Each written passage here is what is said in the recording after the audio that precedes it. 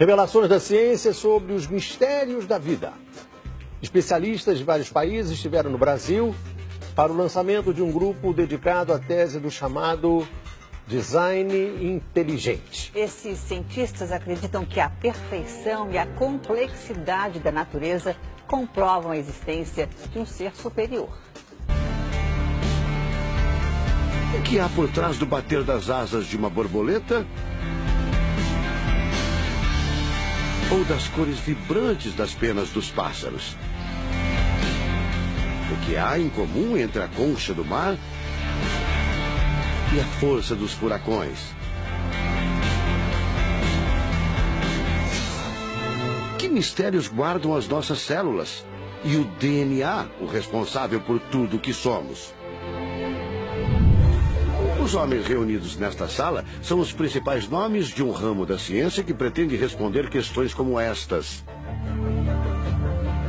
Ao contrário do que a gente apregoou por 150 anos, há evidências de inteligência na vida e no universo. Eles são estudiosos do chamado design inteligente, uma linha de pesquisa que acredita que a complexidade da vida e a perfeição da natureza comprovam a existência de um ser superior. A vida foi feita pronta, o universo foi feito pronto, planejados por um ser extremamente inteligente, com design, com arte, com perfeição.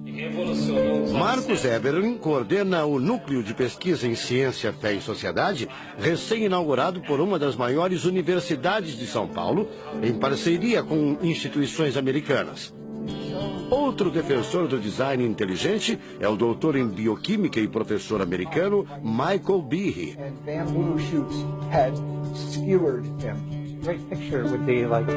Brian Miller é doutor em física. Ele coordena as pesquisas da Universidade de Duke, nos Estados Unidos. Seria um super engenheiro, um super arquiteto? Você pode dizer isso, responde o físico. Um arquiteto que tinha a vida em mente, um criador que fez a vida deliberadamente. Also, when you look at life itself, não é de hoje que os cientistas procuram pistas deste arquiteto da vida.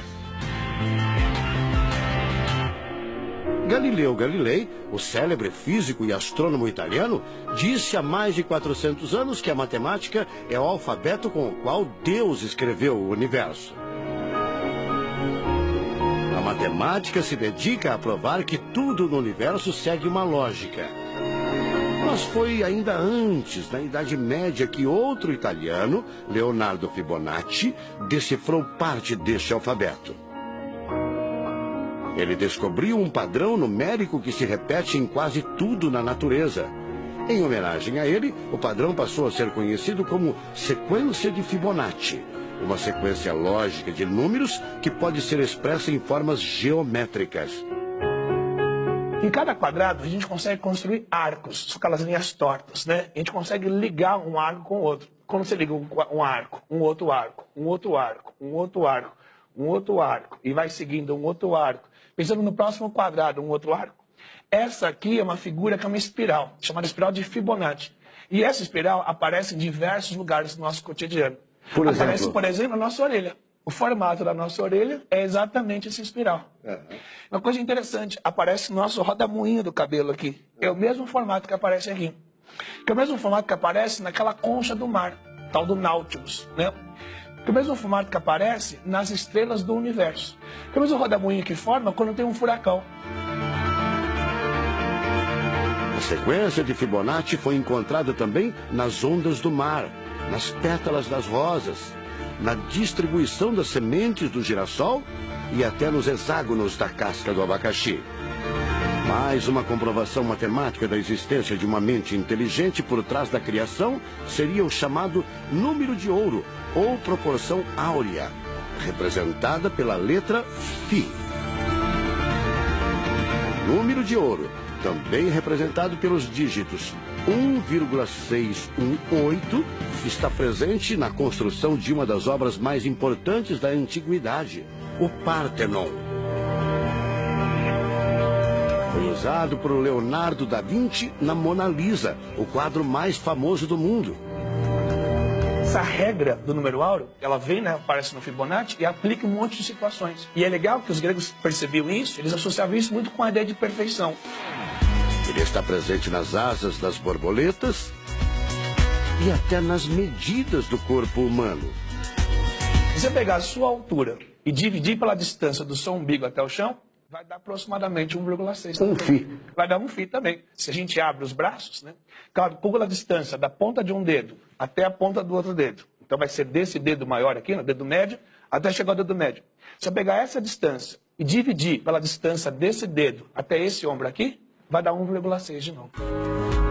De tudo na natureza, o que mais impressiona os cientistas são as células, a chamada unidade básica da vida. São as menores partes que compõem os seres vivos, vegetais ou animais. O corpo humano é formado por cerca de 100 trilhões de células que dão origem a tecidos e órgãos. We cannot be accidentally caused. Life is not an accident. O americano Douglas Axie estuda biologia molecular há mais de 25 anos. Ele garante: não existe a mínima possibilidade de a vida ser um acidente, um acaso da evolução do planeta. Para ele, as células são complexas demais e só podem ter sido criadas de propósito por um ser inteligente.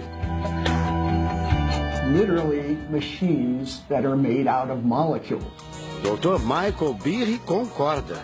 Ele compara a célula a uma fábrica repleta de máquinas e veículos. Ela produz e troca com as células vizinhas os elementos fundamentais à vida. Tudo coordenado por uma espécie de computador central, o chamado DNA. Você já deve ter ouvido falar dele. O DNA é um conjunto de informações genéticas que definem as características dos seres vivos. Entre os humanos é o DNA que informa o sexo, a cor da pele e do cabelo e o formato do rosto, entre outras coisas.